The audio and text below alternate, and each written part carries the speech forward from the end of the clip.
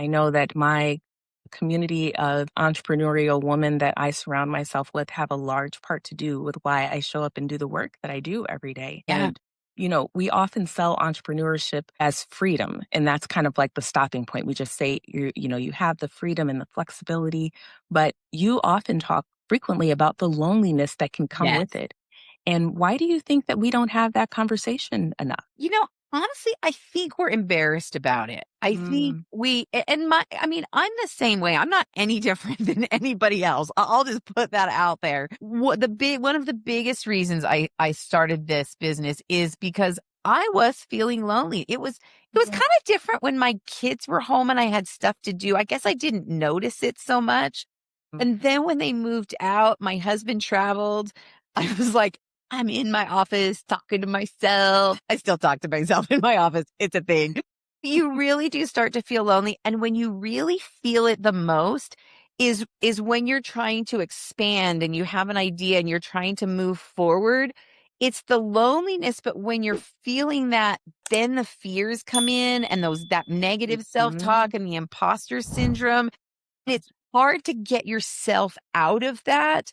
It's so much easier if you can talk to somebody else who can build you up, who can see you, like who really knows you and can see your skills that either you may not see yourself or you might just be waffling right now.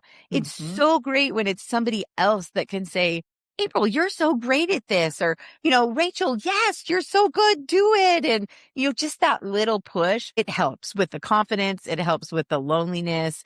It just helps you in general, I think, as a person, just grow yourself.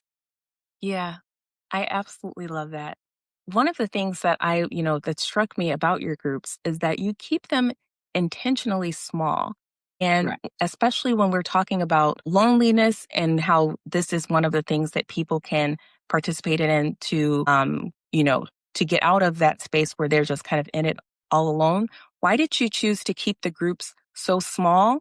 And because I feel like just generally in entrepreneurship that people sometimes get lost in scale and bigger is better for everything. So how did you kind of resist the pressure to just pack more people in and create this really intentional small size? Yeah, that's a really good question. A lot of my business, I think I did for myself, to be honest with you. But it's easier to get to know like 4 or 5 people really, really well than it is to get to know 50 people.